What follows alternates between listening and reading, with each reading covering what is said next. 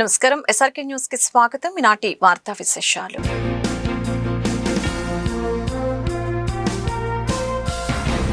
UTF రాష్ట్ర మహాసభలు గుంటూరులో ఘనంగా ప్రారంభమయ్యాయి. ఇందులో భాగంగా ఏసీ కళాశాలలు సదస్సు నిర్వహించారు. అదేవిధంగా భారీ ప్రదర్శన కూడా చేపట్టారు. అన్ని జిల్లాల నుంచి తరలివచ్చిన ఉపాధ్యాయులు ఎర్రజెండాలతో కదం తొక్కారు. ఈ సందర్భంగా మాజీ ఎమ్మెల్సీలు లక్ష్మణరావు, ఐ వెంకటేశ్వర్లు మీడియాతో మాట్లాడారు. ఇన్ సర్వీస్ ఉపాధ్యాయులకు తక్షణమే టెట్ రద్దు చేయాలని డిమాండ్ చేశారు. దీనికి రాష్ట్ర ప్రభుత్వం తరపున కోర్టులో రివ్యూ పిటిషన్ దాఖలు చేయాలని విజ్ఞప్తి చేశారు. లేని పక్షంలో ఉపాధ్యాయుల ఆగ్రహం చవిచూడక తప్పదని హెచ్చరించారు. ప్రభుత్వ విద్యారంగ పరిరక్షణ కోసం నిరంతరం పోరాటాలు చేస్తామని అన్నారు. ఈ కార్యక్రమంలో యూటీఎఫ్ నాయకులు ఎన్ వెంకటేశ్వర్లు, ప్రసాద్ తదితరులు పాల్గొన్నారు. యునైటెడ్ టీచర్స్ ఫెడరేషన్ 51వ రాష్ట్ర కౌన్సిల్ సమావేశాలు ఈరోజు గుంటూరు నగరంలో జరుగుతున్నాయి. సుమారు 2000 మంది పైగా ఉపాధ్యాయులు దీనికి హాజరయ్యారు. ఈరోజు భారతదేశంలో మనం పరిశీలించినప్పుడు ప్రభుత్వ విద్యారంగం రోజు రోజుకి క్షీణిస్తున్నటువంటి పరిస్థితి. మన రాష్ట్రంలో కూడా సంవత్సరానికి ప్రభుత్వ పాఠశాలలో 1,50,000 మంది పిల్లలు తగ్గిపోతూ ఉన్నారు. కేంద్ర ప్రభుత్వం 2000 సంవత్సరంలో ప్రకటించిన నేషనల్ ఎడ్యుకేషన్ పాలసీలోనే దీని మూలాలు ఉన్నాయి. ఆ పాలసీ మొత్తం కూడా ప్రైవేటీకరణ మరింత పెంచాలని ఉంది. మరి మన రాష్ట్రంలో గత ప్రభుత్వం కొన్ని చర్యలు చేపట్టింది. వాటినన్నింటినీ కూడా తొలగిస్తామని ఆ రోజు లోకేష్ గారు పాదయాత్రలో చెప్పాడు. ఇవాళ కూటమి ప్రభుత్వం ఏర్పడి సంవత్సరంన్నర అయింది, కానీ పిల్లలు తగ్గిపోతున్నటువంటి పరిస్థితి. 9 రకాల స్కూళ్లను ప్రకటించారు. ఎందుకు పిల్లలు తగ్గుతున్నారు అనే చర్చ కూడా రాష్ట్రంలో లేదు. విద్యామంత్రిగా లోకేష్ గారు కూడా తమ సమయాన్ని వెచ్చించడం లేదు. ఇవన్నీ కూడా ఈరోజు కౌన్సిల్లో చర్చ జరుగుతాయి. ప్రభుత్వం మీద ఒత్తిడి తేవడానికి మేము ప్రయత్నం చేస్తాం. అలాగే సుప్రీంకోర్టు తీర్పు నేపథ్యంలో ఇన్ సర్వీస్ ఉపాధ్యాయులు 1,00,000 మంది రాష్ట్రంలో టెట్ రాయాల్సిన పరిస్థితి ఏర్పడింది. ఆ టెట్ సిలబస్ పూర్తి కంప్లీట్గా ఉంటుంది. అందుకని రాష్ట్ర ప్రభుత్వం కేంద్రం మీద ఒత్తిడి తెచ్చి ఈ ఉపాధ్యాయులందరికీ టెట్ పరీక్ష నుంచి మినహాయింపు ఇవ్వాలని కూడా ఈరోజు ఈ కౌన్సిల్ కోరబోతూ ఉంది. వీటన్నిటికీ సంబంధించి ఒక కార్యాచరణ కూడా రేపు సాయంత్రానికి మేము ప్రకటన చేస్తాం. 2020 నూతన విద్యా విధానం పేరుతోటి ఈవేళ కేంద్ర ప్రభుత్వం విద్యారంగంలో తీసుకొస్తున్నటువంటి మార్పులు చాలా ప్రమాదకరమైనవి, ప్రజా వ్యతిరేకమైనవి, సామాజిక న్యాయాన్ని హరించేవి, సామాజిక వైరుధ్యాలని తీవ్రతరం చేసేవి, పునరుద్ధరణ వాదాన్ని ప్రతిపాదించేటువంటివి. ఇలాంటి దుర్మార్గమైనటువంటి ఈ యొక్క విద్యా విధానానికి వ్యతిరేకంగా ఉపాధ్యాయ సంఘంగా యూటీఎఫ్గా పోరాడుతున్నాం. ఈ దేశ ప్రజలు ఆలోచించాలని కోరుతున్నాం. రాజకీయ పార్టీలు కూడా మీ రాజకీయాలకు అనుగుణంగా బీజేపీ ఒక మానవ వనరులు తయారు చేసేటువంటి విద్యా వ్యవస్థని తనకు అనుకూలమైనటువంటి ప్రయోగశాలగా మార్చేసేటువంటి పద్ధతిని తీవ్రంగా వ్యతిరేకిస్తున్నాం. ఇన్ని విమర్శలు, విజ్ఞప్తులు వస్తున్నా అధికారం ఉందనేటువంటి పేరుతోటి, మేమే పాలకులు, మేమే రాజులం అనేటువంటి పేరుతోటి పచ్చి నియంతృత్వంగా రాజ్యాంగ సంస్థలన్నింటినీ కూడా బైపాస్ చేసేసి ఈ రోజున ఈ విద్యా విధానం ముందుకు తీసుకెళ్తున్నారు. ఈ రాష్ట్ర ప్రభుత్వం, తెలుగుదేశం పార్టీ, చంద్రబాబు తన సెక్యులర్ పార్టీ అయినా అధికారం కోసం ఈ సనాతన జనసేనతోటి అలాగే కేంద్రంలో బీజేపీ తోటి జతకట్టి అధికారం కోసం భాగస్వామి అయ్యాడు. దీని ఫలితాలు, పరిణామాలు ఈ ప్రభుత్వం కూడా అనుభవించాల్సిన పరిస్థితి వస్తుందని చెప్తూ, టెట్కి సంబంధించి నేను చెప్పాల్సింది ఏమంటే, ఈ దేశ ప్రభుత్వం పార్లమెంటుకి చేసినటువంటి విద్యాకు చట్ట సవరణ ఏదైతే ఉందో 23 వితిన్ బ్రాకెట్ 2 అనేటువంటి నిబంధనని తొలగించి 2010కి ముందు నియామకైన ఉపాధ్యాయులందరికీ టెట్ నుంచి విముక్తి చేయాలని చెప్పి డిమాండ్ చేస్తూ ఉన్నాం. ఒడిశా నుంచి గంజాయి తీసుకువచ్చి గుట్టుచప్పుడు కాకుండా విక్రయిస్తున్న ముఠాను నగరంపాలెం పోలీసులు శనివారం అరెస్టు చేశారు. డీపీఓలో ఎస్పీ వకుల్ జిందాల్ మీడియాతో మాట్లాడారు. 2 కేసుల్లో మొత్తం 11 మందిని అరెస్టు చేశామని, మరికొందరిని అరెస్టు చేయాల్సి ఉందని చెప్పారు.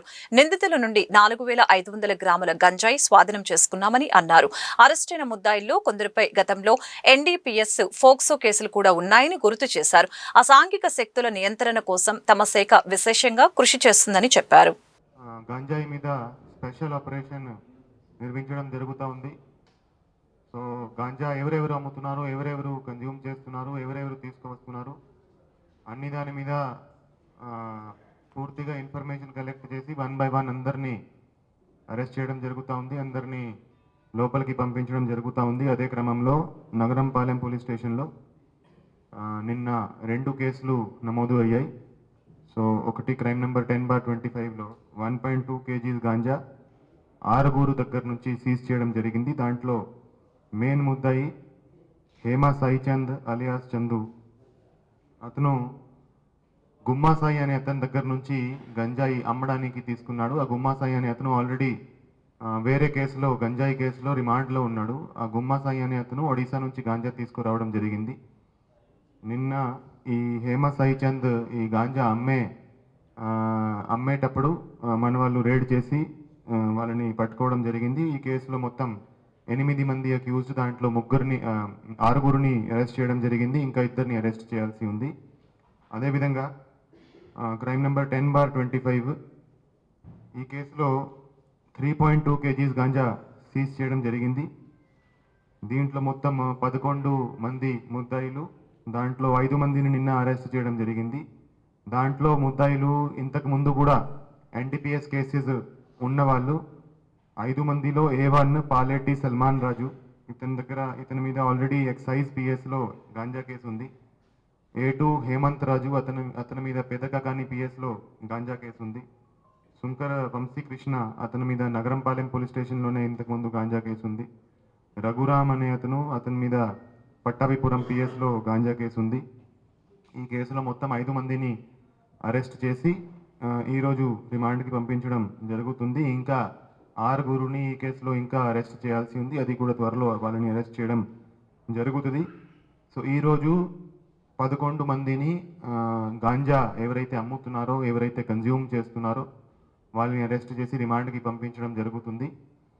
సో కంటిన్యూస్గా గాంజా ఎవరైతే తీసుకువస్తున్నారో, అమ్ముతున్నారో వాళ్ళ మీద మేము రేడ్స్ చేసి వాళ్ళను అరెస్ట్ చేయడం జరుగుతూ ఉంది. ఇప్పటి వరకు ఆల్మోస్ట్ 210 మెంబర్స్ని మనం లాస్ట్ 3 monthsలో అరెస్ట్ చేయడం జరిగింది. 45 కేసెస్ గాంజా కేసెస్ నమోదు చేయడం జరిగింది. ఆల్మోస్ట్ 70 kg గాంజా సీజ్ చేయడం జరిగింది. అదేవిధంగా 7 మంది ఎవరైతే మళ్ళా ఈ గంజాయి లో పాల్పడుతున్నారు, గంజాయి అమ్ముతున్నారు, గంజాయి కన్జ్యూమ్ చేస్తున్నారు, 7 మంది మీద పీడీ యాక్ట్ కూడా పెట్టడం జరిగింది. ఎవరైతే మళ్ళా గంజాయి కేసెస్లో ఇన్వాల్వ్ అవుతున్నారో, ఎవరైతే అమ్ముతున్నారో వాళ్ళందరి మీద షీట్లు ఓపెన్ చేయడం జరుగుతుంది. సస్పెక్ట్ షీట్స్ ఓపెన్ చేసి వాళ్ళ మీద నిఘా ఉంచడం జరుగుతుంది. అదేవిధంగా ప్రతిరోజు మనకి కోఆర్డినేట్ సర్చ్ ఆపరేషన్స్ 2 సబ్ డివిజన్లో చేయడం జరుగుతూ ఉంది. సో నిన్న కూడా పెదకకాని పోలీస్ స్టేషన్ లిమిట్స్లో ఒక కోఆర్డినేట్ సర్చ్ ఆపరేషన్ చేయడం జరిగింది. దాంట్లో ఆల్మోస్ట్ 100 బైక్స్, డాక్యుమెంట్స్ లేని బైక్స్ మనం సీజ్ చేయడం జరిగింది.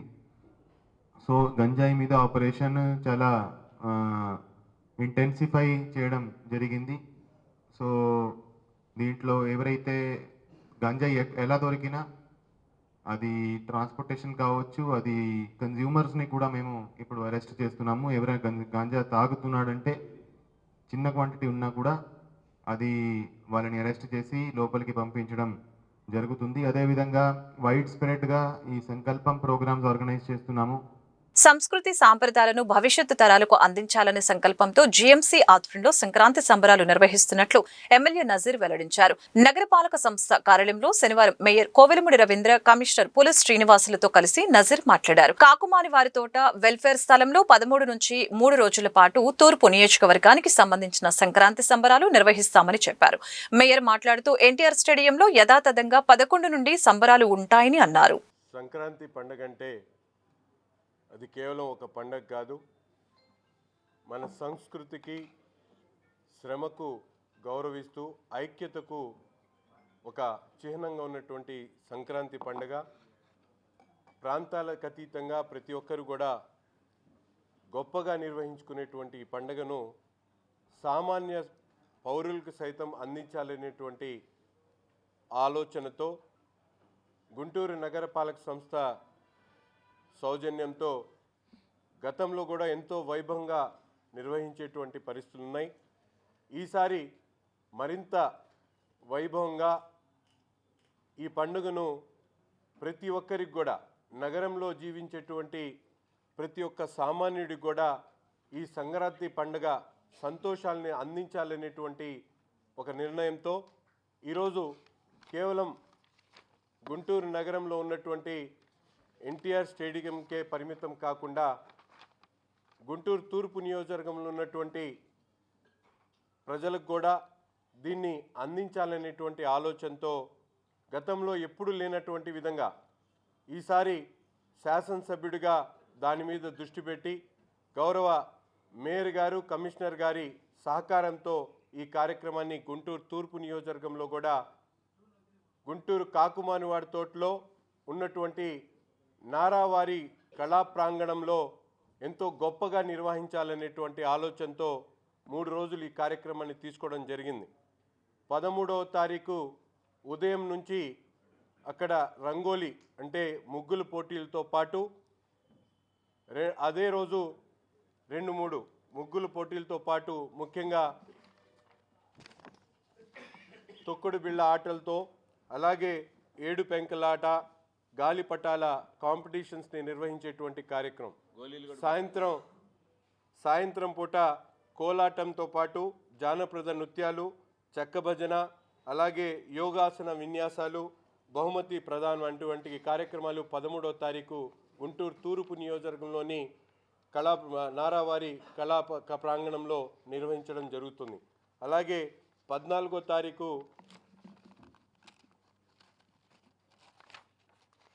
14వ తారీఖున భోగి మంటలతో కార్యక్రమాన్ని మొదలుపెట్టి కోలాటంతో పాటు గంగిరెద్దులు, అలాగే హరిదాసుల ఆటలు, తాడు లాగుట, lemon and spoon, musical chair, kabaddi ఇటువంటి ఆటలతో ఉదయం పూట ప్రజల్ని వాళ్ళందరినీ కూడా ఉత్సాహపరిచేటువంటి కార్యక్రమంతో పాటు సాయంత్రం పూట ఆ రోజు 14వ తారీఖు సాయంత్రం పూట 5 గంటల నుండి 9 గంటల వరకు పిల్లల భోగి మంటలు, భోగి పళ్ళు, అలాగే తంబోలా, కోలాటం, కూచిపూడి, భరతనాట్యం నృత్యాలు, బహుమతి ప్రదానం ఆ రోజు కూడా. అలాగే 15వ తారీఖున ఏదైతే పండగ రోజు ఉన్నదో ఆ రోజు పొంగళ్ళు వడ్డించేటువంటి కార్యక్రమంతో పాటు కోడి పందాలు, కర్రసాము, ఖోఖో వంటి ఆటలతో ఉదయం పూట, అలాగే సాయంత్రం పూట సాంప్రదాయ వస్త్రధారణ, మ్యూజికల్ నైట్, మిమిక్రీ, బహుమతి ప్రదానం. ఈ 3 రోజులు కూడా ఇటువంటి విధంగా చక్కగా కార్యక్రమాలను ఏర్పాటు చేసుకొని ముఖ్యంగా ఆ ప్రాంతంలో ఉన్నటువంటి మహిళలు పెద్ద ఎత్తున ఉత్సాహంగా ఉన్నటువంటి పరిస్థితులు ఉన్నాయి. తూర్పు నియోజకవర్గంలో గతంలో ఎప్పుడు జరగనటువంటి విధంగా ఈరోజు నగరపాలక సంస్థ ఆధ్వర్యంలో కమిషనర్ గారు, మేయర్ గారి సహకారంతో వినూతనంగా నా భూతో నా భవిష్యత్తు అనేటువంటి విధంగా ఈ కార్యక్రమాన్ని చేపట్టాలని చెప్పి కూటమి నాయకులందరూ కూడా కృతనిశ్చయంతో ఉన్నారు. జిఎంసి సంక్రాంతి సంబరాలు 2026లో భాగంగా గుంటూరులోనే ప్రప్రథమంగా ఈ సంక్రాంతి సంబరాలని ఈస్ట్ కాన్స్టిట్యున్సీ నజీర్ గారి ఆధ్వర్యంలో డొంక రోడ్లో ఉన్న గవర్నమెంట్ సైట్లో ఈ యొక్క సంక్రాంతి సంబరాలు 13, 14, 15 తారీఖుల్లో అక్కడ మొదలుపెట్టి చేస్తున్నాం. రొటీన్గా జరిగే గుంటూరు వెస్ట్ కాన్స్టిట్యున్సీలో 11th నుంచి స్టార్ట్ అవుద్ది. 11th నుంచి ఇక్కడ ప్రోగ్రామ్స్ కంటిన్యూ అవుతుంటాయి. ఎందుకంటే ఈస్ట్ అని చెప్తున్నామంటే ఎప్పుడు జరిగినా ఓన్లీ ఎన్టీఆర్ స్టేడియంలోనే జరుగుతుంది కాబట్టి చాలామంది ప్రజలు కూడా అంత దూరం రాకుండా ఇప్పుడు అందుట్లో మనకి బ్రిడ్జి కనెక్టివిటీ కూడా లేదు. ఇప్పుడు ఈస్ట్ నుంచి వెస్ట్కి రావడానికి కూడా ఈ ట్రాఫిక్లో ఎందుకులే అని చెప్పి కొంతమంది పాల్గొనపోవచ్చు. అయినా కానీ ఇంకెప్పుడు రానున్న కాలంలో సంక్రాంతి సంబరాలు జరిగిన ఈస్టు వెస్టు 2 కాన్స్టిట్యున్సీలో జరపాలని చెప్పి గౌరవ కమిషనర్ గారు నిర్ణయించారు. వారి ఆదేశాల ప్రకారం అట్లాగే గౌరవ ఎమ్మెల్యేస్ కూడా చెప్పారు మా కాన్స్టిట్యున్సీలో కూడా జరగాలని కోరుకుంటేనే కమిషనర్ గారు దాన్ని అప్రూవల్ ఇచ్చారు. కాబట్టి తప్పనిసరిగా కాకపోతే 3 రోజులు ఈస్ట్లో జరుగుతాయి. 11వ తారీఖు నుంచి చివరి రోజు వరకు కూడా వెస్ట్లో జరుగుతాయి. ఇవన్నీ కూడా అన్ని కార్యక్రమాల్లో ముఖ్యంగా రంగోలీ, తొక్కుడు బిళ్ళ, పెంకులాట అని చెప్పి గిల్లీ కర్ర మన కొత్తగా ఏం లేదు, ఇప్పుడు పూర్వం నుంచి ఉండేది మా ఎమ్మెల్యే నజీర్ గారు. అట్లాగే కైట్ ఫెస్టివల్, గాలిపటాలు, కోలాటం, జానపద నృత్యాలు, గంగిరెద్దులు, హరిదాసులు, tug of war, lemon and spoon, musical chairs, skipping, kabaddi, భోగిపళ్ళు, తంబోలా, భోగి మంటలు, చెక్క భజన, పొంగళ్ళు, కర్రసాము, classical dance, mimicry, musical night, dance performance, Jabardasth scripts, talking doll, సాంప్రదాయ వస్త్రధారణ వీటన్నిటినీ ప్రోగ్రామ్స్ని కండక్ట్ చేస్తున్నాం గుంటూరులో మొట్టమొదటిసారిగా. అంటే కొన్ని న్యూ ప్రోగ్రామ్స్ స్టార్ట్ అయినాయి, పాత దాంతోపాటు అవి కూడా కంటిన్యూ చేస్తున్నాం. తప్పనిసరిగా ఈ యొక్క అవకాశాన్ని గుంటూరు నగర ప్రజలందరూ కూడా ఈస్ట్ కాన్స్టిట్యున్సీలో అట్లాగే వెస్ట్ కాన్స్టిట్యున్సీలో మీరందరూ కూడా పాల్గొనవచ్చు.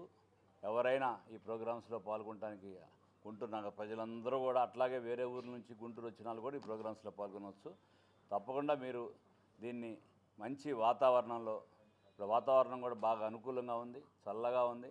ఈ వాతావరణంలో మీరందరూ వచ్చి ఆనందంగా ఆహ్లాదకరంగా ఆస్వాదిస్తారని చెప్పి ఈ మీడియా సోదరుల ద్వారా రిక్వెస్ట్ చేస్తున్నాను. తప్పకుండా ఈ భోగి మంటలు కానీ భోగిపళ్ళు కార్యక్రమం కానీ తప్పకుండా మీరు వచ్చి ఈ యొక్క ప్రోగ్రామ్స్లో పాల్గొనాలని చెప్పి మరీ ఈ యొక్క మీడియా ద్వారా గుంటూరు నగర ప్రజలకు విజ్ఞప్తి చేస్తున్నాను. థ్యాంక్ యూ అన్న.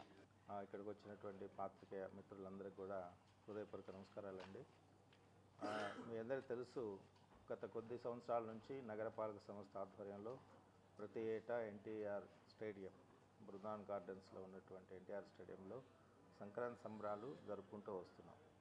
అయితే దాన్ని గత సంవత్సరమే కొంత వినూత్నంగా చేయాలన్న ఉద్దేశంతో మంచి ప్రోగ్రామ్స్ డిజైన్ చేసుకొని చాలా భారీ ఎత్తున చేశాం. ఆ ప్రోగ్రాంకి ప్రజల నుంచి విశేష స్పందన వచ్చింది. చాలామంది మరి అప్రిషియేట్ చేశారు ఆ ప్రయత్నాన్ని కూడా. మరి అంతకు మించి ఈ సంవత్సరం జరగాలనే ఉద్దేశంతో మరి బేసికల్గా 11వ తేదీ నుంచి 16వ తేదీ వరకు ఈ ప్రోగ్రామ్స్ అన్నీ కూడా డిజైన్ చేసుకోవడం జరిగింది. అయితే దీనిలో ఈ సంవత్సరం ఉన్నటువంటి పరిస్థితుల దృష్ట్యా ముఖ్యంగా గౌరవ ఎమ్మెల్యే గారు, ఈస్ట్ ఎమ్మెల్యే గారు వారు గట్టిగా పట్టుబట్టారు. మేయర్ గారిని నన్ను సో మెనీ టైమ్స్ రిక్వెస్ట్ చేశారు. ఎందుకంటే ప్రతి ఏటా అక్కడ జరుగుతుంది, అందరూ వెళ్తున్నారు. బట్ ఇప్పుడు కొన్ని అనివార్య కారణాల వల్ల ఇప్పుడు సార్ చెప్పినట్లు శంకర్ విలాస్ ఫ్లైఓవర్ నిర్మాణం జరుగుతుంది, కొంత హెవీ ట్రాఫిక్ ఉంటుంది కాబట్టి కొంతమంది వెళ్ళలేరు. అట్లాగే ఇక్కడ ఉన్నటువంటి ప్రజలు కూడా, ఈస్ట్లో ఉన్నటువంటి ప్రజలు కూడా విస్తృతంగా సంక్రాంతి పండుగను ఆస్వాదించాలన్న ఉద్దేశంతో మరి ఈ సంవత్సరం ఫస్ట్ టైము గుంటూరు ఈస్ట్ కాన్ఫరెన్స్లో కూడా ఒక 3 రోజుల పాటు ఈ ప్రోగ్రాము జరుపుకునే విధంగా డిజైన్ చేయడం జరిగింది. ఈ ప్రోగ్రాంలో రకరకాల ఎంటర్టైన్మెంట్ యాక్టివిటీస్తో పాటు రకరకాల గేమ్స్, స్పోర్ట్స్ ఇవన్నీ, అంటే అందరూ పిల్లల దగ్గర నుంచి పెద్దలు, లేడీస్, జెంట్స్ అందరూ పార్టిసిపేట్ చేసే విధంగా ప్రోగ్రామ్స్ని డిజైన్ చేశాము. అట్లనే క్వాలిటేటివ్ ఏదైనా ఆర్టిస్టులు కానీ ఇవన్నీ కూడా క్వాలిటేటివ్గా ఉండేటట్లు కూడా ప్లాన్ చేస్తున్నాం. ఇప్పుడు మీకు తెలుసు, ఇక్కడ మన వెల్ఫేర్ హాస్పిటల్ ఏదైతే ఉందో అక్కడ ఆ ప్రాంగణం అంతా చాలా అంటే హైజీనిక్ కండిషన్లో ఉండే ప్రదేశం కాదు అది. అంత బూషెస్, తర్వాత సోషల్ ఎలిమెంట్ యాక్టివిటీస్ నడుస్తూ ఉంటాయి. ఇప్పుడు నిన్న సాయంత్రం వెళ్ళి చూశాను, మా వాళ్ళు వర్క్ స్టార్ట్ చేసి అంతా చేసి క్లియర్ చేసి చూస్తే అక్కడికి వెళ్ళిన తర్వాత అక్కడ ఒక 10 మంది ఉన్నారు నేను వెళ్ళినప్పుడు. వాళ్ళు అసలు ఎంత ఆనందాన్ని అనుభవిస్తున్నారంటే ఎప్పుడు చూడని ఎన్నో సంవత్సరాల నుంచి వాళ్ళు అడుగుతున్నారు, డిమాండ్ ప్రధానంగా ఇదంతా క్లియర్ చేయించండి, రకరకాలుగా ఇబ్బంది పడుతున్నాం, పాములు వస్తున్నాయి, అది వస్తున్నాయి, ఇది వస్తున్నాయి అని చెప్పి.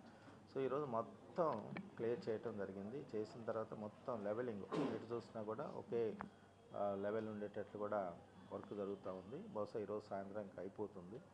దానిలో ప్రధానంగా గౌరవ ఎమ్మెల్యే గారు కృషి చాలా ఉందండి. ఎందుకంటే వారు ప్రత్యేకంగా ఎట్టి బస్సులు అక్కడ జరిపించాలనే ఉద్దేశంతో మరి గట్టిగా పట్టుబట్టి చేయించారు.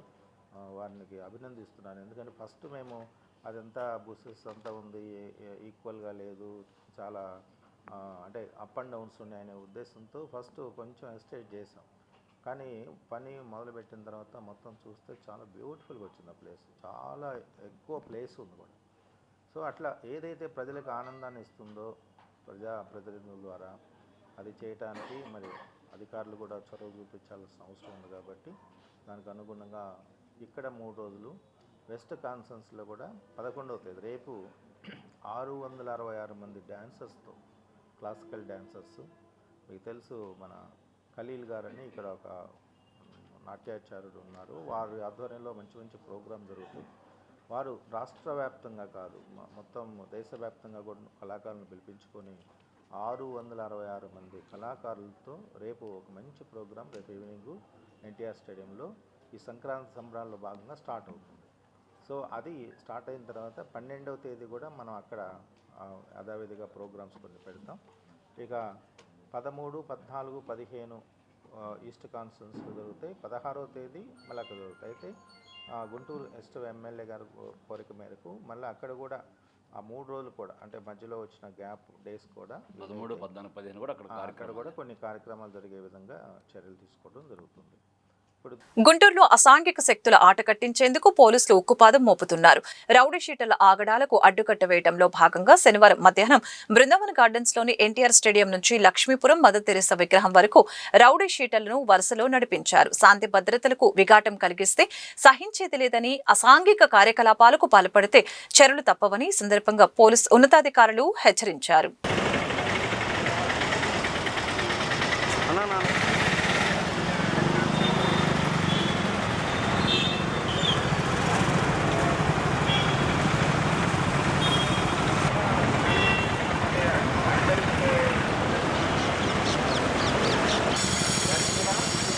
ఉపాధి కూలీల హక్కులను కాలరాసే విధంగా కేంద్ర ప్రభుత్వం వ్యవహరిస్తుందని కాంగ్రెస్ పార్టీ రాష్ట్ర ఇన్ఛార్జి పాలక వర్మ ధ్వజమెత్తారు. ఉద్దేశపూర్వకంగా పథకాలకు పేర్లు మార్చి చరిత్రను వక్రీకరిస్తున్నారని చెప్పారు.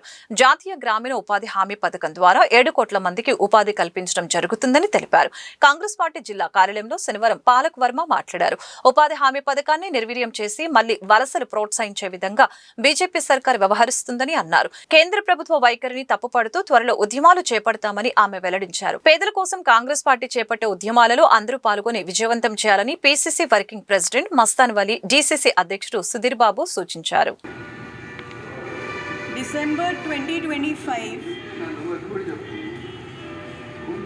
in center Modi government came up with VBG Ramji, Viksit Bharat Guarantee Rural Ajivika Mission Gramin, and they are trying to replace it with Manrega, Mahatma Gandhi National Rural Employment Guarantee Act. They are planning to replace it. And on 27 December 2025, Congress Working Committee meeting happened in Delhi, and an oath was taken, which I'll read out first. The Indian National Congress solemnly vows to lead a Manrega Bachao Abhiyan from 5th January 2026. We will protect the Mahatma Gandhi National Rural Employment Guarantee Act, Manrega, at all costs. The Manrega is not merely a government scheme, but the embodiment of the right to work envisioned by the Constitution of India itself. We pledge to, we will collectively struggle to secure the rights to dignity, employment, and fair and timely compensation due to India's rural workers. We will protect the demand-based employment model and the autonomy of the Gram Sabhas. We also resolve to oppose by all democratic means possible the attempt to remove the name of Mahatma Gandhi from the Manrega and to convert the rights of the workers to a government dole. While keeping full faith in the Constitution of India and Indian democracy, we will protect the Manrega, the rights of India's workers, and take our voice to every last village. Jai Samvidhan, Jai Hind. భారతదేశానికి స్వతంత్రం తీసుకురావటంలో భారత జాతీయ కాంగ్రెస్ అనేక రకాలైనటువంటి పార్టీలు, అనేక రకాలైనటువంటి పెద్దలు, ఉలిమాలు కూడా కలిసి స్వతంత్ర ఉద్యమంలో బ్రిటిష్ వాళ్లకు వ్యతిరేకంగా పోరాటం చేసినటువంటి చరిత్ర. ఆ చరిత్ర కలిగినటువంటి ఉద్యమంలో లక్షలాది మంది భారతీయుల్ని బ్రిటిష్ వాళ్ళు పొట్టను పెట్టుకున్నటువంటి చరిత్ర. కానీ ఈ రోజున అధికారంలో ఉన్నటువంటి భారతీయ జనతా పార్టీకి డిఎన్ఏగా ఉన్నటువంటి ఆర్ఎస్ఎస్, ఆ రోజు కూడా Bharatiya Janata party RSS British వాళ్ళ కొమ్ము కాసినటువంటి చరిత్ర. ఒక్కళ్ళిద్దరు కూడా అరెస్ట్ అయినా కూడా క్షమాభిక్ష పిటిషన్ తీసుకొని పెన్షన్లు తీసుకొని భారత జాతీయ కాంగ్రెస్ ఇచ్చిన పిలుపుని వ్యతిరేకించినటువంటి చరిత్ర ఆ రోజు ఆర్ఎస్ఎస్. అయినా కూడా భారత జాతి లెక్క చేయకుండా స్వతంత్ర పోరాటంలో భారతదేశాన్ని స్వతంత్రం తెచ్చుకున్నటువంటి చరిత్ర ఆర్ఎస్ఎస్ వాళ్ళ చరిత్ర గురించి చెప్తా ఉన్నాను. కానీ ఇవాళ నరేంద్ర మోడీ గారు వచ్చిన తర్వాత చరిత్రని ప్రజలని పక్కదారి పట్టించడంలో ప్రయత్నంలో భాగంగా 4 పేర్లు మీకు తెలిసే ఈ మధ్య వందే భారత్ వందే మాతరం పేరు మీద చర్చ పెట్టారు. వందే భారత్ అంటూ బ్రిటిష్ వాళ్ళకు వ్యతిరేకంగా పోరాడినటువంటి 4 వ్యక్తుల పేర్లు చెప్పండి అని చెప్పి రాహుల్ గాంధీ గారు పార్లమెంట్ సాక్షిగా మాట్లాడారు. 4 అంటే 4 పేర్లు చెప్పండి, మీ పార్టీ నుంచి కానీ మీ ఆర్ఎస్ఎస్ నుంచి కానీ. ఒక్క పేరు చెప్పలేనటువంటి దురదృష్టకరమైన సంఘటనలో ఇవాళ పథకం ప్రకారం ఒక్కొక్కటి భారతీయుల నుంచి ఒక పథకం ప్రకారం వాళ్ళని బలహీనం చేసేటటువంటి ప్రయత్నం చేస్తూ ఉన్నారు. సరే, అనేక రకాలైన చట్టాలు తీసుకొచ్చారు. కాంగ్రెస్ పార్టీ యూపీఏ అధికారంలో ఉన్నప్పుడు మీరు తినటానికి హక్కు, అడిగే హక్కు ఇచ్చారు, ఉద్యోగం హక్కుగా ఇచ్చారు, అట్లానే పని కూడా ఒక హక్కుగా ఇచ్చినటువంటి దాన్ని మహాత్మా గాంధీ గ్రామీణ ఉపాధి హామీ పథకం అని ఓ చారిత్రాత్మకమైనటువంటి పథకాన్ని తీసుకొచ్చారు, నన్రేగా అని. ఈ పథకం ద్వారాగా దేశవ్యాప్తంగా సంవత్సరానికి 6,50,00,000 నుంచి 7 కోట్ల వరకు గ్రామీణ ప్రాంతంలో ఉన్నటువంటి వ్యవసాయ కూలీలకు కానివ్వండి, రైతు కూలీలు కానివ్వండి 7 కోట్ల మంది పని దినాలుగా ఇస్తున్నటువంటి చరిత్ర. ఈ పథకాన్ని ప్రపంచంలో చాలా దేశాలు మహాత్మా గాంధీ గారి పేరు మీద ఉన్న నన్రేగా వల్ల వలసవాదం, పని లేకుండా ఒక జిల్లా నుంచో ఒక గ్రామం నుంచో వేరే గ్రామాన్ని వెళ్లకుండా అరికట్టడం కోసం ఆ గ్రామంలోనే ఉండి పని చేసుకొని, ఆ గ్రామంలోనే చెరువులు కట్టుకొని, ఆ గ్రామంలోనే రోడ్లు వేసుకునేటటువంటి చరిత్ర. ఆ గ్రామంలోనే శ్మశానాలు కట్టుకోవాలంటే శ్మశానాలు, ఆ గ్రామానికి రాకపోకలు కావాలంటే బస్సు కానీ లేదా చిన్న చిన్న సైకిల్ కూడా కావాలి అంటే పని కూడా పంచాయతీ తీర్మానం ద్వారాగా పనిచేసేటటువంటి పథకమే ఈ మహాత్మా గాంధీ గ్రామీణ ఉపాధి హామీ పథకం. ఈరోజు గుంటూరు జిల్లా మరియు నగర కాంగ్రెస్ పార్టీ ఆధ్వర్యంలో నిర్వహించినటువంటి ఈ యొక్క పత్రికా సమావేశానికి హాజరైనటువంటి మీడియా మిత్రులందరికీ ముందుగా నమస్కారాలండి. ఈ రోజున ఈ యొక్క కార్యక్రమానికి ఏఐసిసి ఇన్ఛార్జ్ గారు మన గుంటూరు చేయడం జరిగింది. పాలక వర్మ గారికి స్వాగతం పలుకుతున్నాము. అలానే Congress party Andhra Pradesh Congress committee state working president అయినటువంటి మస్తాన్ అలీ గారికి, అట్లానే ఆంధ్రప్రదేశ్ డిసిప్లినరీ కమిటీ చైర్మన్ అయినటువంటి ఈశ్వరరావు గారికి, అలానే ఈ పార్టీ మన గుంటూరు జిల్లాలో ఉన్నటువంటి ముఖ్య నాయకులందరికీ నేను నమస్కారాలు తెలియజేసుకుంటున్నాను.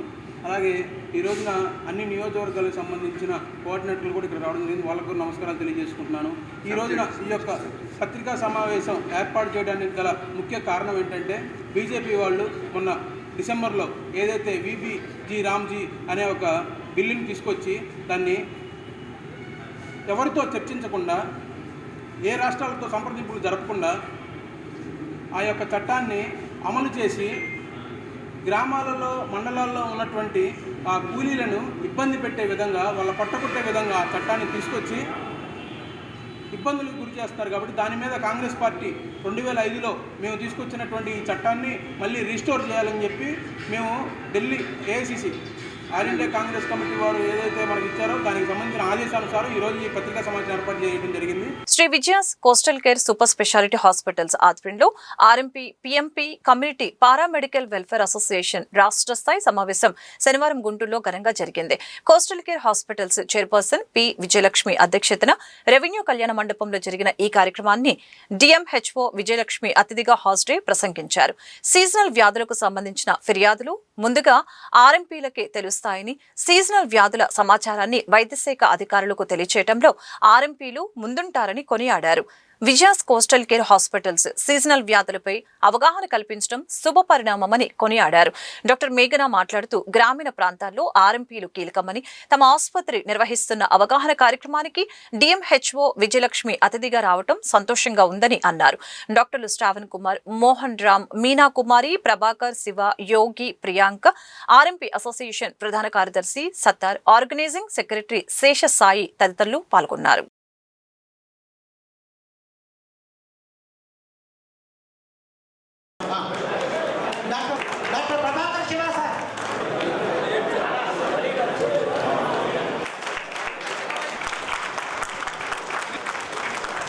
ఈరోజు మనకి ఆర్ఎంపీ పిఎంపీల అసోసియేషన్ మీటింగ్ విజయ కోస్టల్ కేర్ హాస్పిటల్ తరఫున ఇక్కడ ఏర్పాటు చేయడం చాలా ఆనందంగా ఉంది. సో ఇక్కడ వచ్చిన ఆర్ఎంపీ డాక్టర్స్కి, పిఎంపీలందరికీ కూడాను మన ఎపిడమిక్స్ వచ్చినప్పుడు లేదా సీజనల్ డిసీజెస్లో ముందుగా వాళ్ళకి ఫస్ట్ హ్యాండ్ ఇన్ఫర్మేషన్ వాళ్ళకే వస్తుంది. సో వారి ద్వారా మాకు, మా వైద్య సిబ్బందికి ఆ ఇన్ఫర్మేషన్ షేర్ చేయాలని, అదేవిధంగా ప్రతి ఎపిడమిక్స్లో కూడా వాళ్ళ రోల్ చాలా ముఖ్యమైనది. వాళ్ళకి వచ్చిన ఇన్ఫర్మేషన్, డేటా అన్నీ కూడాను ముందుగా వైద్య సిబ్బంది వాళ్ళతో షేర్ చేసుకోవాలి అనేసి వాళ్ళని రిక్వెస్ట్ చేయడం జరిగింది. సో వాళ్ళు కొన్ని డిమాండ్స్ అడగడం జరిగింది. వాటిని మనం ఏపీ మెడికల్ కౌన్సిల్ చైర్మన్ గారి ద్వారా వాళ్ళ డిమాండ్స్ని అయ్యేటట్టుగా మా ప్రాసెస్ చేయడం జరుగుతుంది. గౌరవ అతిథి అయిన డిఎంహెచ్ఓ మేడం విజయలక్ష్మి మేడం ఈ ప్రోగ్రామ్కి రావడం చాలా ఆనందంగా ఉంది. ఆర్ఎంపీల అసోసియేషన్ ఫస్ట్ ఎయిడ్గా మనం ఆర్ఎంపీ డాక్టర్స్ వీళ్ళే మనకి విలేజెస్లో ఫస్ట్ ఎయిడ్ అందించేది. సో వాళ్ళ ప్రకారమే పేషెంట్స్ హాస్పిటల్స్కి రిఫర్ చేయడం జరుగుతుంది. ఈ ప్రోగ్రామ్కి డిఎంహెచ్ఓ మేడం రావడం మాకు చాలా ఆనందకరంగా ఉంది. Thank you. సీజనల్ డిసీజెస్ మీద పబ్లిక్ అవేర్నెస్ మనకి ఫస్ట్ తెలియచేసేది ఆర్ఎంపీ దగ్గర నుంచే స్టార్ట్ అవుతుంది, విలేజ్ లెవెల్లో. అక్కడి నుంచి మనకి మన డిస్ట్రిక్ట్ లెవెల్లో క్వాలిఫైడ్ డాక్టర్స్ దగ్గరికి మనకి ఇది వస్తుంది. సో ఈ ప్రోగ్రామ్ మెయిన్ ఎజెండా ఏంటంటే మనం ఈ సీజనల్ డిసీజెస్ గురించి, ఎపిడమిక్ డిసీజెస్ గురించి మనము ప్రజలకు అందజేయడమే మన మెయిన్ ఎజెండా ఈ ప్రోగ్రామ్కి. భారతదేశంలో గొప్ప శక్తులు వైద్య రంగం గణితమని Sri Vijayas coastal care super speciality hospitals వ్యవస్థాపకులు సిద్ధార్థ అభివర్ణించారు. Sri Vijayas coastal care super speciality hospitals Guntur revenue కళ్యాణ మండపంలో శనివారం నిర్వహించిన RMP PMP community paramedical welfare association సమావేశంలో సిద్ధార్థ మాట్లాడారు.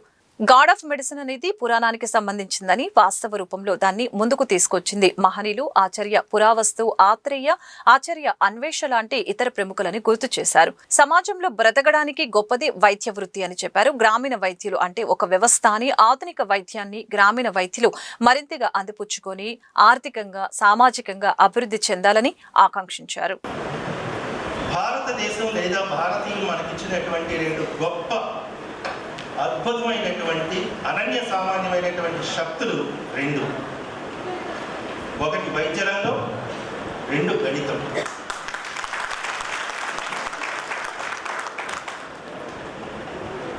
క్రీస్తు పూర్వం లేదా క్రీస్తు శకం అనేటటువంటి రెండు ఉన్నాయి మన దగ్గర.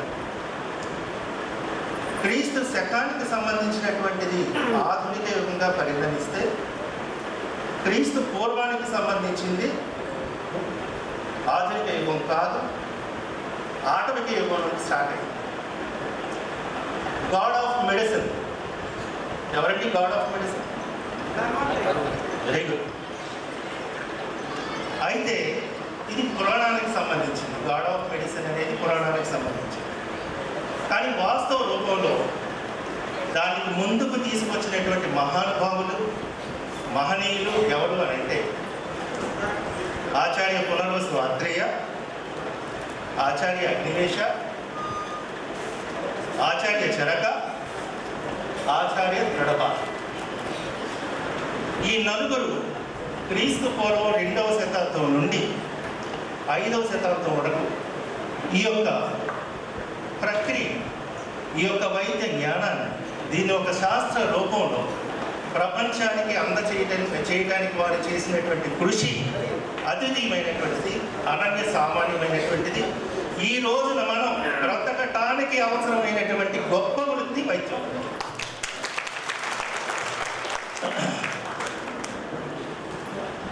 ఇటువంటి ఈ వృత్తిలో ఆనాడు వాళ్ళు కనుగొన్న ఈ అష్టాంగ సూత్రాలు.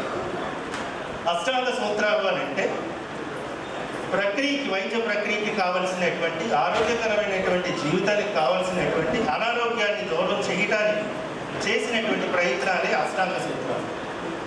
అది మొదటిది సూత్ర, నిదాన, విమాన, ఇంద్రియ, శరీర, చికిత్స, కల్ప మరియు సిద్ధ.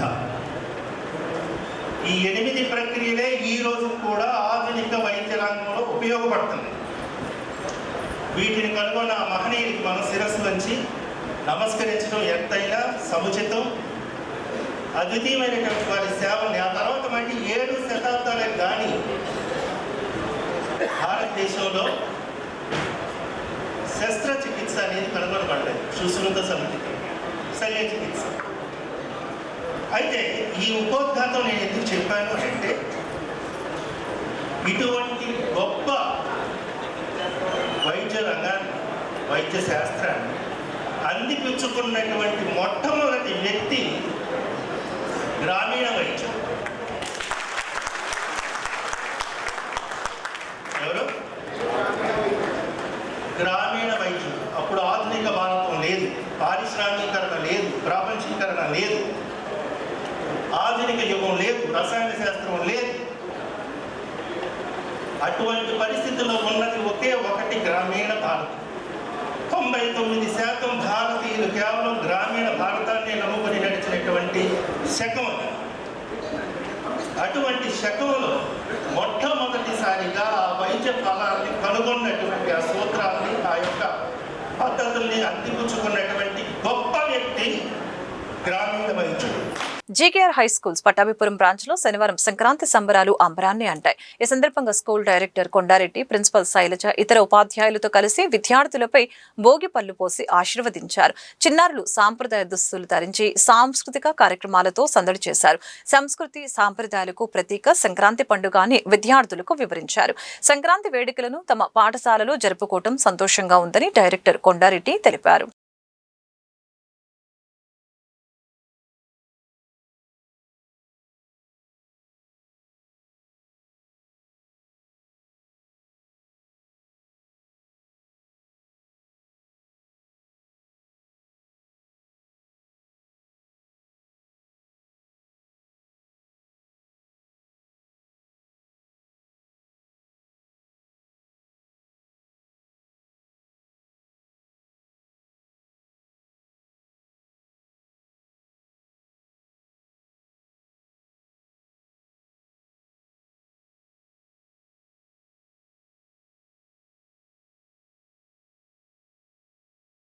మంగళగిరిలో అంజుమన్ ఆస్తులను కాజేయడానికి ప్రయత్నించిన వారిలో మంత్రి లోకేష్ ఆయన పిఏ పాత్ర ఉందని మాజీ మంత్రి అంబటి రాంబాబు ఆరోపించారు.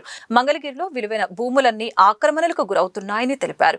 గుంటూరులో శనివారం ఆయన మీడియాతో మాట్లాడారు. మైనార్టీల ఆస్తుల పరిరక్షణ కోసం రాష్ట్ర వ్యాప్తంగా ఉద్యమాలు చేపడతామని చెప్పారు. ఇందులో భాగంగా మంగళగిరిలోని అంజుమన్ స్థలం విషయంలో 23వ తేదీన కలెక్టర్కు ఫిర్యాదు చేస్తామని అన్నారు.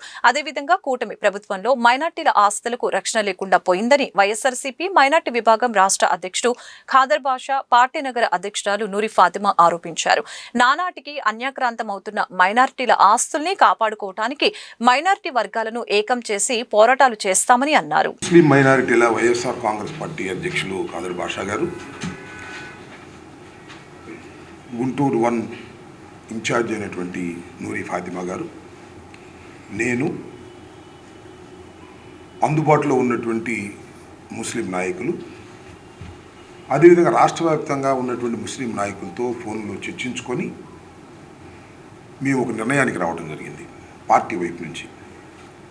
అదేంటి అంటే 71 ఎకరాల 5 సెంట్లు, ఇంతేనా, 50 సెంట్లు, 71.5 ఎకరాల వక్ఫ్ భూమిని ప్రభుత్వం స్వాధీనం చేసుకోవాలని ఎక్విజిషన్ నోటీస్ ఇవ్వడం జరిగింది.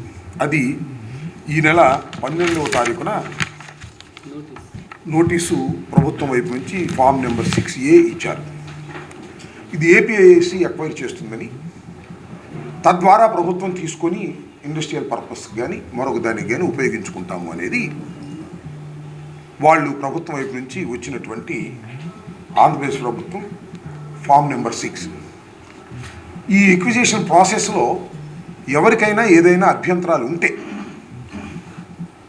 60 రోజుల లోపల ఆ అభ్యంతరాలను ఈ ప్రాపర్టీ ఎక్కడైతే ఉన్నదో ఆ జిల్లా కలెక్టర్కి సబ్మిట్ చేసుకునేటటువంటి రూల్ ఒకటి ఉన్నది. దాన్ని కూడా పొందుపరిచారు. ఇది వ్యక్తుల యొక్క ప్రాపర్టీ కాదు, ఒక దేవాలయాలకు సంబంధించినటువంటి ప్రాపర్టీ, ముస్లిం దేవాలయాలకు సంబంధించినటువంటి ప్రాపర్టీ. వక్ఫ్ బోర్డు అంతకుముందు అంజుమాన్ కింద ఉండేది, అంతే, దాన్ని వక్ఫ్ బోర్డు స్వాధీనం చేసుకుని వాళ్ళ మధ్యన ఇది వక్ఫ్ బోర్డు ప్రాపర్టీగా పిలువబడుతూ ఉన్నది. దీన్ని ముస్లిం పెద్దలతో పాటుగా వైఎస్ఆర్ కాంగ్రెస్ పార్టీ కూడా తీవ్రంగా వ్యతిరేకిస్తున్నది. వైఎస్ఆర్ కాంగ్రెస్ పార్టీ దీన్ని పోరాట బాటలోకి తీసుకువెళ్ళాలని నిర్ణయించుకున్నాం. ఈ వక్ఫ్ ప్రాపర్టీని మీరు స్వాధీనం చేసుకోవడానికి వీల్లేదు అని. ఇది ఎక్కడ ప్రారంభమైందంటే, మేము సూక్ష్మంగా పరిశీలిస్తే నారా లోకేష్ గారి పిఎస్ ఫస్ట్ ఆయన ఎక్విజిషన్ కోసం రిక్వెస్ట్ చేశాడు. నారా లోకేష్ గారి పిఎస్ఓ అంటే నారా లోకేష్ గారి ప్రపోజల్ ఇది. అంటే ఇంకా భూమి ఎక్కడ ఉంటానికి వీలేదు రాష్ట్రంలో. మంగళగిరి పరిసర ప్రాంతాల్లో భూదాహం, ఏ భూమి ఉంటే ఆ భూమి కాజేయాలనుకుంటున్నారు. ఏదైనా ప్రజా ప్రయోజనాలుగా కాదు, తీసుకోవటం, దాన్ని ఇండస్ట్రియలిస్టులకో పెట్టుబడిదారులకో ఇచ్చేసి కిక్ బ్యాక్స్ తీసుకోవటం, లైక్ మెడికల్ కాలేజెస్. మతపరమైన భూములు కూడా తీసుకొని డబ్బు సంపాదించుకోవాలనుకునేటటువంటి లోకేష్ గారి తత్వానికి వ్యతిరేకంగా ముస్లింల తరపున వైఎస్ఆర్ కాంగ్రెస్ పార్టీ పోరాట మార్గాన్ని ఎంచుకున్నది. దానిలో భాగంగానే వాళ్ళ ఖాదర్ బాషా గారు, నూరి ఫాతిమా గారు, ఆసిఫ్ ఖాన్ గారు, ఇంకా రాష్ట్రంలో ఉన్న పెద్దలందరినీ కూడా సమీకరించేటటువంటి కార్యక్రమం చేస్తున్నాం. ముఖ్యంగా ఈరోజు మీడియా సమావేశం ఏర్పడడానికి కారణం ఏమంటే, మనకంతా తెలుసు, గుంటూరులో ఉండే మన జామియా మసీద్ అంజుమన్ ఇస్లామియా దానికి సంబంధించిన 71.5 ఎకరాల ల్యాండ్ని 1 మంత్ బ్యాక్ కూటమి ప్రభుత్వం మన ఎక్వైర్ చేయడానికి నోటిఫికేషన్ ఇచ్చింది. అంటే అందులో ఆ నోటీసులో ఏమి ఇచ్చారంటే 60 దినాల లోపు మీరు ఏదైనా అబ్జెక్షన్స్ ఉంటే రేస్ చేయండి, కలెక్టర్ గారికి వినతి పత్రం ద్వారా అందించాలి అని చెప్పి ఒక నోటిఫికేషన్ వస్తుంది పేపర్లో. అది విన్నా మొత్తము ఆంధ్రప్రదేశ్లో ఉండే మైనార్టీ సోదరులంతా చాలా బాధపడ్డారు, ఆశ్చర్యపోయారు కూడా. ఎందుకంటే చంద్రబాబు నాయుడు గారు తన మేనిఫెస్టోలో ఏమన్నాడంటే, ముఖ్యంగా వక్ఫ్కు సంబంధించిన ల్యాండ్ని మేము పరిరక్షిస్తాం, దానికి సక్రమమైన చైర్మన్ వేస్తాం, ఆ ల్యాండ్ని ఇంకా ఎవరైతే అన్యాక్రాంతం చేసినారో వాళ్ళని కూడా మేము విడిపించి వక్ఫ్ బోర్డుకి అందిస్తామని చెప్పిన చంద్రబాబు నాయుడు గారు ఇప్పుడు ఏం చేస్తున్నారంటే రివర్స్ అయిపోతున్నారు. ముఖ్యంగా మనకంతా తెలుసు, మంగళగిరి అనేది ఎంత హాట్ స్పాట్ అని మనకంతా తెలుసు. ఆ మంగళగిరిలో ఉండే ల్యాండు దగ్గర 71 ఎకరం అంటే మామూలు మాట కాదు, ఎన్నెన్నో కోట్లలో పలుకుతూ ఉంది. అది వచ్చి అంటే ఆ మామూలుగా మీరు first stage, second stage, third స్టేజ్లో కనీసం అంటే 1000 ఎకరాలు మీరు రైతుల దగ్గర తీసుకుని అది సరిపోక మా ల్యాండ్ మీద మీ దృష్టి పడింది. అంటే అది ప్రైమ్ ల్యాండ్ కాబట్టి మీ దృష్టి పడింది అని చెప్పి నేను మీకంతా తెలుపుకుంటున్నా. ఆ ల్యాండ్ని మన గవర్నమెంట్ ఎక్వైర్ చేసి బడా నేతలకి మన ఏంటంటే కట్టబెట్టే యోచనలో తెలుగుదేశం ప్రభుత్వం ఉందని చెప్పి మీకంతా తెలుపుకుంటున్నాం. కాబట్టి చంద్రబాబు నాయుడు గారు మీరు ఎప్పుడు కానీ ముస్లిమ్స్ని ద్వితీయ పౌరులుగానే మీరు గుర్తించారు. ముఖ్యంగా మీరు ఎన్నో వాగ్దానాలు చేస్తారు. మీరు 2014లో కూడా చూస్తే 17 వాగ్దానాలు మైనార్టీ చేశారు, కానీ ఒక్క వాగ్దానం కూడా పూర్తి చేయలేదు మీరు అని చెప్పి నేను ఈ విధంగా మొత్తము మీ మీడియా మిత్రుల ద్వారా నేను ముస్లిం సోదరులకు తెలుపుకుంటున్నా. పోతే ఈ యొక్క మన 2024 మేనిఫెస్టోలో చూస్తే 7 వాగ్దానాలు చేశారు. అందులో ముఖ్యమైన వాగ్దానం ఏంటంటే మేము వచ్చి వక్ఫ్ ల్యాండ్ని రక్షిస్తామని చెప్పారు. కానీ మొత్తం ఉండే ముస్లిం సోదరుల మైనార్టీ సోదరులారా ఒకసారి ఆలోచించండి మీరు. ఎందుకంటే ఈ వక్ఫ్ యొక్క బిల్లుని పార్లమెంట్లో కానీ మన లోక్సభలో అలాగే మన రాజ్యసభలో అప్రూవల్ చేయించి దాన్ని చట్టంగా మార్చింది ఎవరంటే ఇద్దరు వ్యక్తులు ఉన్నారు. ఒక వ్యక్తి వచ్చి చంద్రబాబు నాయుడు గారు అయితే, ఇంకో వ్యక్తి వచ్చి నితీష్ కుమార్ గారు. ఇద్దరు ఏంటంటే చట్టం చేయించారు. అంటే ఎంతోమంది ఇండియాలో ఉండే మొత్తం పెద్దలు కానీ, ఇండియాలో ఉండే మొత్తం ముస్లిం సోదరులు కానీ గొంతెత్తి అరిచారు, చంద్రబాబు నాయుడు గారు మీరు బిల్లుని పాస్ చేయొద్దు, చంద్రబాబు నాయుడు గారు మీరు బిల్లు ఆపండి అంటే ఇఫ్తార్ ఇందులో వచ్చారు. మా బిల్లుకి నేను సపోర్టే చేయను. మొత్తం ముస్లిం సోదరులకు మీరు వాగ్దానం చేశారా లేదా? వాగ్దానం చేసిన ఒక నెలకే మీరు రివర్స్ అయిపోయి మళ్ళీ 2 నాలుక ధోరణి మీరు అవలంబించి అక్కడ లోక్సభలో, అక్కడ రాజ్యసభలో ఆ బిల్లును పాస్ చేసిన హీన చరిత్ర కూడా మీదే అని చెప్పి నేను గట్టిగా చెప్తున్నాను. ఈరోజు మరి వక్ఫ్ బోర్డ్ సంబంధించిన అంజుమన్ ప్రాపర్టీ 71.57 ఎకరాలు మంగళగిరి ప్రాంతంలో మరి ఏ విధంగా ఈ కూటమి ప్రభుత్వంలో ఉన్నవాళ్ళు దానికి నోటిఫికేషన్ 19వ తారీఖున మరి డిసెంబర్లో ఇవ్వడం జరిగింది. దాని గురించి మేము 25వ తారీఖున డిసెంబర్లో వైఎస్ఆర్సీపీ పార్టీ తరఫున మేము అందరం కలిసి ఇక్కడ ఉన్న, అంటే ఇది అంజుమన్ ప్రాపర్టీ అనేది గుంటూరు టౌన్కి సంబంధించింది కాబట్టి అది దాని గురించి ఒకసారి రౌండ్ టేబుల్ కాన్ఫరెన్స్ పెట్టుకొని ఏ విధంగా ప్రజల్లోకి తీసుకెళ్ళాలి, దీన్ని ఏ విధంగా మనం కాపాడుకోవాలి అని చెప్పి. ఎందుకనంటే దాని మీద వచ్చే కౌలు డబ్బులతో ఇక్కడ ఉన్న స్కూల్ కానీ, లేకపోతే అంజుమన్ సంబంధించిన కొన్ని ప్రాపర్టీస్ కానీ, షాదీఖానా కానీ, లేకపోతే ఈద్గా కానీ, ఇవన్నీ దాని మీదే డిపెండ్ అయి ఉన్నాయి. అక్కడి నుంచి వచ్చే ఫండింగ్ మీదే డిపెండ్ అయి ఉన్నాయి. దానివల్ల డెవలప్మెంట్ ఇక్కడ జరుగుతుంది. ఎంతమంది పేద పిల్లలు చదువుకుంటున్నారు కాబట్టి దాన్ని కాపాడాలనే ఉద్దేశంతో 25వ తారీఖున మేము మీటింగ్ పెట్టుకోవడం జరిగింది. దాని తర్వాత జేసీఎస్ మీటింగ్ అని చెప్పి ఇక్కడ అంజుమన్ షాదీఖానాలో కూడా ఒక మీటింగ్ కండక్ట్ చేయడం జరిగింది. ఆ రోజు మరి మీ అందరికీ తెలుసు ఏ విధంగా అక్కడ ఎమ్మెల్యే గారు వచ్చి ఎంత హేళనగా, అంటే ముస్లింలంటే ఆయన ఒక తోటి ముస్లిం అయి ఉండి మీరు చేయండి మేము చూస్తూ ఉంటానంటున్నారు తప్ప నేను కాపాడుతాను, దీనికి మీకు అండగా ముస్లింలకి అండగా ఉంటానని చెప్పి ఆయన అయితే చెప్పట్లేదు. ఆయన నిజంగా మైనారిటీల ద్రోహి అని చెప్పి దీని ప్రకారంగా అర్థమవుతుంది. అలాగే దాని తర్వాత మళ్ళీ 6వ తారీఖున కూడా జేసీఎస్ మీటింగ్, ఉల్మాల మీటింగ్ చేయడం జరిగింది. ఎమ్మెల్యే గారిని దాంట్లో కూడా ఇన్వైట్ చేయడం జరిగింది. ఆ రోజు కూడా ఆయన ఒక మనిషి దాంట్లో ఒక మైనారిటీ అడగడం జరిగింది, మీరు ఒక ఎమ్మెల్యే, అలాగే మీ ప్రభుత్వం, మీరు ఒక మైనారిటీ ఎమ్మెల్యే, మీరు ఒక వక్ఫ్ బోర్డ్ డైరెక్టర్, అలాగే మీరు అంజుమన్ ప్రెసిడెంట్ అయ్యుండి మీరు ఆపితే ఆగేది మరి మీరు ఆపాలని ఎందుకు అనుకోవట్లేదని చెప్పి ఆయన ప్రశ్నిస్తే ఆయన పక్కన కూర్చొని హేళనగా నవ్వుతున్నారు తప్ప దానికి సమాధానం చెప్పలేకపోతున్నారు. మరి ఏ విధంగా మరి ఇక్కడ ఉన్న ఎమ్మెల్యే గారికి ముస్లింలు అంటే ఈ కూటమి ప్రభుత్వానికి ఎలాగూ ముస్లింలు అంటే చిత్తశుద్ధి లేదు, వాళ్ళకి ఇచ్చిన వాగ్దానం మీద వాళ్ళకి చిత్తశుద్ధి లేదు. ఇక్కడ ఉన్న ఎమ్మెల్యే కూడా నిజంగానే చేతగానితనం అని చెప్పి దీని ప్రకారంగా అర్థమవుతుంది. దీంట్లో ఒక్కటైతే నేను అడుగుతాను, ఆ రోజు వక్ఫ్ బిల్ గురించి అడిగితే అది మా పరిధిలో లేదు, అది దేశానికి సంబంధించింది, రాష్ట్రానికి సంబంధించింది కాదు, నేనేం చేయలేను అని చెప్పి ఆ రోజు చేతులు దులుపుకొని పోయారు. కానీ ఈరోజు మీరు వక్ఫ్ బోర్డ్ ప్రెసిడెంట్ అయ్యి, వక్ఫ్ బోర్డ్ డైరెక్టర్ అయ్యి, అంజుమన్ ప్రెసిడెంట్ అయ్యి, ఒక ఎమ్మెల్యే మైనార్టీ ఎమ్మెల్యే అయ్యి, మీ ప్రభుత్వం ఉండి మీరు ఆమోదించకుండా అంజుమన్ ప్రెసిడెంట్ అయ్యి ఉండి మీరు ఆపితే ఆగేదే ఉన్నా కూడా మీరు ఎందుకు ఆపట్లేదని మేము అడుగుతున్నాము.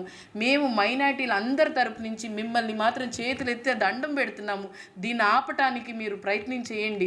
మీరు ప్రయత్నం చేయట్లేదు, మీరు చేయాలని అనుకోవట్లేదు. ఎందుకనంటే మీకు ఎక్కడో కాసులో, లేకపోతే మీరు ఇక్కడున్న దాదాపుగా అది 78 ఎకరాలు అయితే దాంట్లో ఇప్పుడు ఈరోజు 3 ఎకరాలు పూలింగ్లో పోయిందని చెప్తున్నారు. ఇంకా 71.5 ఎకరాలు అంటున్నారు. మీకు ఎంత వస్తుందో మాకు తెలియట్లేదు. దీనివల్ల ఎంతమంది ఇబ్బంది పడుతున్నారో కూడా ఒక్కసారి మీరు ఆలోచన చేయమని చెప్పి ఇక్కడ ఉన్న ఎమ్మెల్యే గారు అడుగుతున్నారు. దీనిలో ఇంకొక విషయం, గతంలో అయితే ఇక్కడ ఉన్న ఎక్స్ఎమ్మెల్యే గారు నాన్నగారు ముస్తఫా గారు 5 ఎకరాలు హజ్ హౌస్కి నిర్మాణం కోసం ఇద్దాము అని చెప్పినప్పుడు మీరు మసీద్ దగ్గరికి వెళ్ళి ముస్తఫా గారిని దీన్ని దోచేస్తున్నారు, ఈ ప్రభుత్వం దోచేస్తున్నారు అని చెప్పి మీరు అందరి దగ్గర సంతకాలు పెట్టించారు. అప్పుడున్న చిత్తశుద్ధి ఈరోజు మీ కూటమి ప్రభుత్వంలో ఉన్న వాళ్ళు దీన్ని లాగేసుకుంటుంటే మీరేం చేస్తున్నారు? మీరు కళ్ళకు గంతలు ఇది కట్టుకొని తిరుగుతున్నారా? మీకు ఏం కనిపించట్లేదా? మీకు చీకటి ఇదైందా అని చెప్పి ఇక్కడ ఉన్న ఎమ్మెల్యే గారిని అడుగుతున్నాను. ఈ వార్తలు ఇంతటితో సమాప్తం. మరొక బులెటిన్లో మళ్ళీ కలుద్దాం. నమస్కారం.